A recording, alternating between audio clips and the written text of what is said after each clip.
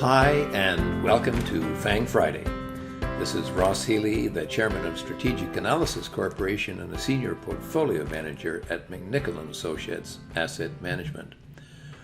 Well, what a start this week had, eh?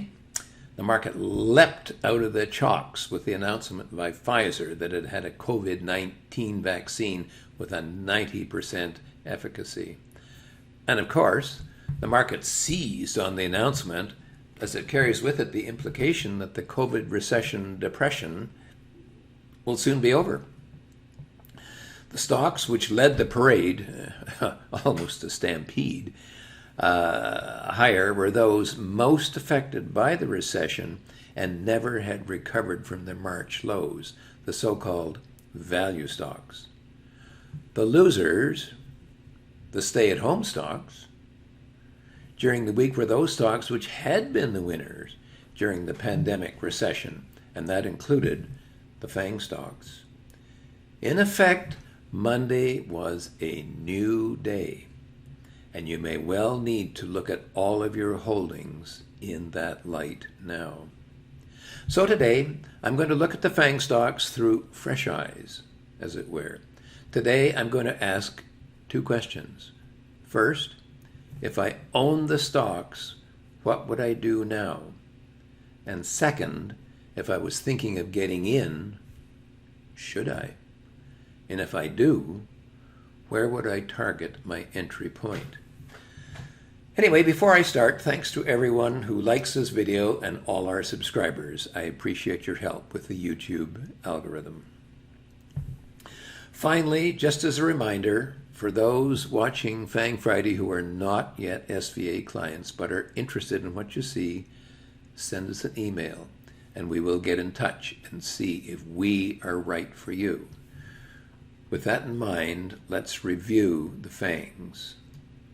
Starting with Amazon, you will remember that at the start of last week, I had been looking for a nice low of the stock at its HB3. That's 16 times book value, and we almost got it.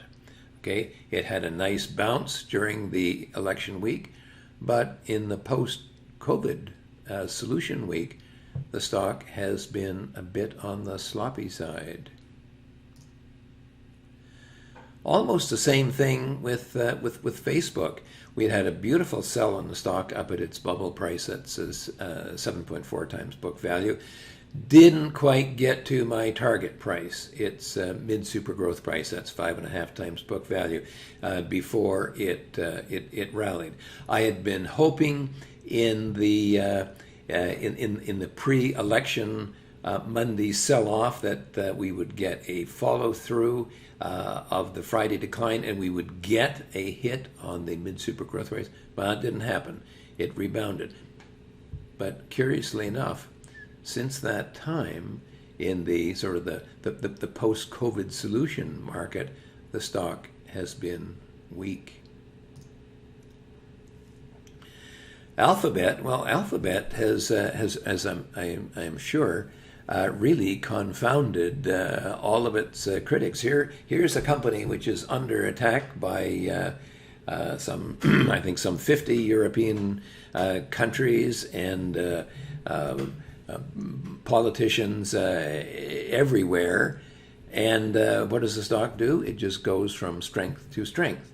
However, it has reached up virtually to its mid-super growth price. That's 5.5 times book value, a level which it had not reached in 10 years. Now, there's been a little turn up in the fair market value here, which is what this little dotted line is, but not really all that strongly. Netflix, well, Netflix is kind of interesting, isn't it? This is what we call kind of sloppy trading. Okay, it's been trading on either side of its HB4 price, that's 20 times book value. But look at something even more interesting. Look at what is apparently a triple top on this company. Okay, a triple top, but as we go from period to period to period, the fundamentals are actually getting better, but the valuation of the stock is getting weaker. Not what I would consider to be excellent technical action. Now, remember what I said about Netflix some time ago. If we want to see what kind of direction we might expect Netflix to go in, perhaps we should see if we can get any cues from its competition.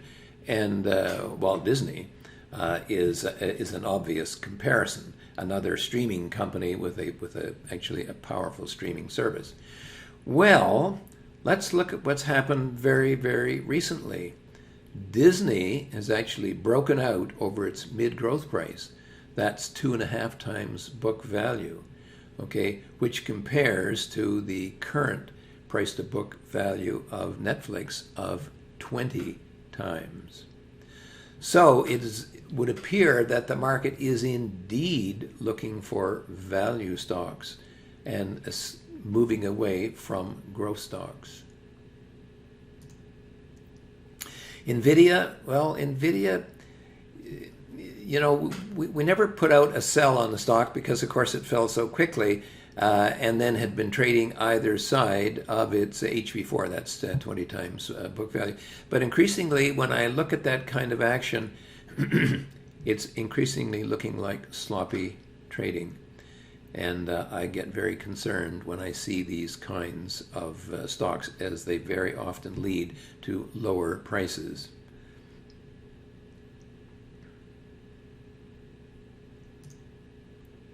Microsoft, same story, sloppy trading, only this time either side of its HB2.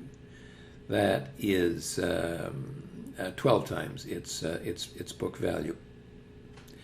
Again, like Netflix and other companies that and NVIDIA, I'm increasingly wondering if this is trying to give me a message. Finally, with Apple, well, it's a little more problematic here. Remember going back a little while ago, right at this peak here, that we got a perfect sell because that was the HB5 precisely at that time. But what's happened since is that we have now been able to register the share buybacks for the company, and it turns out that the price to book ratio had actually been falling. So the old HB5 was kind of stranded nowhere. We got a perfect buy at its then HB4, but that's been stranded as well. So right now, we're in sort of a no man's land. Now, in summary, as far as Amazon concerned, if I own the stock following our nice buy on Monday, November the 2nd, almost at its HB3, just before the election, I would hold, as it is my entry point. And notably, okay, as long as it holds above the HB3. But in all the hooferon, I don't see any follow-through. If I was thinking of buying, it's a time to be patient. But I would be aware that the HB3 has to hold, or the market will be telling me that there is further downside to come. I might use that as an entry point, but my trigger finger would be on my sell button. If I own Facebook, I'd probably be kicking myself for not listening to what that Ross Healy said back in August, that the stock had reached its old high and it was time to bail out. I would continue to hold now, by the way. It's almost too late to sell. And maybe the mid-super growth price, that's 5.5 times book value, will be a turning point. But I would also watch to see that that level holds if the stock gets there. As far as Alphabet is concerned, what a relief. The stock is back up at its perfect selling signal, and I would hit the silk. Now, if I was thinking of buying, I would wait either for the stock to break out here, which I think is unlikely given its 10-year record, or I would wait for a major setback to that low super growth price, again, which I think is more likely. As far as Netflix is concerned, I would be in a conundrum. SVA calls this sloppy trading, which often leads to lower prices. Personally, Personally, I would probably sell. But with a balance sheet that's growing currently at about 35% per annum, there's some reason to hang on and hope. If I was looking to enter the stock, it is currently in a no man's land between two major breakpoints. And the theory of the random walk tells me that the shares are a flip of the coin. Here we have to wait for one of those two breakpoints. I would, of course, remember what I had said many weeks ago. Look at the competition and see what they're doing. Looking at Disney, I see that while Netflix is floundering, Disney is breaking out. That's a big disconnect. And Disney is a lot cheaper on a price-to-book basis. If I owned NVIDIA, I'd hold, as I've said before. The stock looks increasingly as if it's floundering as well, but I've held so far, so I'd shut up and pray. If I were looking to enter the stock, now is as good or bad time as any. But I will watch the HB4 price, that's 20 times book value, to see that we don't get a sell signal. Almost the same thing with Microsoft. If I held it, I would do so, somewhat nervously, remembering that SVA regards stocks that trade like this as being sloppy traders, and such action is often followed by major downside risk. If I was thinking of buying, I would need a clean breakout over that HB2 price, and then probably a breakout and a checkback, a clean checkback. Okay, the technician's breakout pullback, and make sure that it holds up. And finally, turning to Apple, well, you'll remember the last SVA signal was a buy at the old HB4 price, which is now passed into glory due to share buybacks. I would not be as comfortable as I was when I bought it, would I? If I was looking to buy, I would cheerfully wait for a clear signal, either a setback to the new HB4 price or a breakout over the new HB5 price. But I would do nothing right now. So that was a quick but thorough overview of the 7 FAANG stocks. And as you can see, there are potential actions which can be taken for every one of the 7. And this review took, 10 minutes? Even if you double the number of holdings, a daily review of your portfolio would probably take you less than 15 to 20 minutes a day at the most. Anyway, if what you have seen has interested you and you'd like to see what your own stocks are telling you, then send us an email at info@strategicanalysis.ca. Clients get a lot of benefits, not just access to over 3,000 charts of North American stocks, but also daily commentaries, trade ideas, weekly webinars, where we go into the nitty-gritty details of how to use the charts to become a better investor. When you sign up, I will personally take you through a one-on-one video webinar and show you how you can use SVA to become a more confident and profitable investor. If this sounds like something that you think is in line with your goals, let's take the next step together.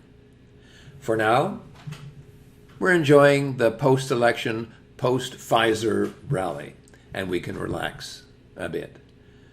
But the FAANGs aren't leading anymore, and that alone would make me wonder.